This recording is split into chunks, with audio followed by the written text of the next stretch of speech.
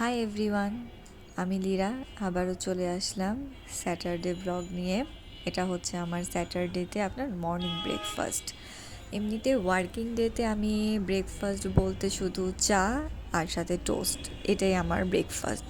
Working ডেতে আমি আসলে খুব বেশি মানে ঘুম থেকে উঠে আবার মানে হ্যাভি ব্রেকফাস্ট করা ওই টাইমটা আমার হাতে থাকেই না, যার জন্য আমি সিম্পলি চা আর টোস্ট খেয়েই রেডি হয়ে বের হয়ে যাই বাসা থেকে।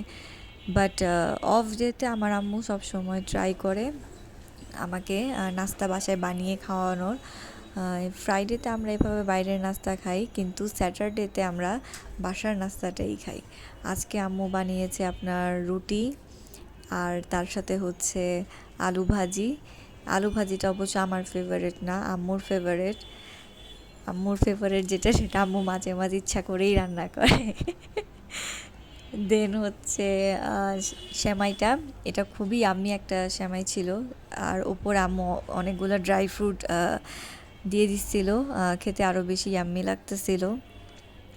আমি দুটা দিয়েই খাচ্ছিলাম, মানে এমন না যে আগে আপনার মিষ্টি দিয়ে খাচ্ছি দেন পরে ঝাল ভাজি দিয়ে খাচ্ছি, এরকম না। আমি একটু ভাজিও খাচ্ছিলাম আবার একটু সেমাই দিয়েও খাচ্ছিলাম, মানে দুইটা একসাথে খেয়েই টেস্ট করতেছিলাম আর আপনাদের জন্য ভিডিও করতেছিলাম। তো আমার ভিডিওটি কেমন লাগলো আমাকে কমেন্ট করে জানাবেন। আল্লাহ হাফেজ।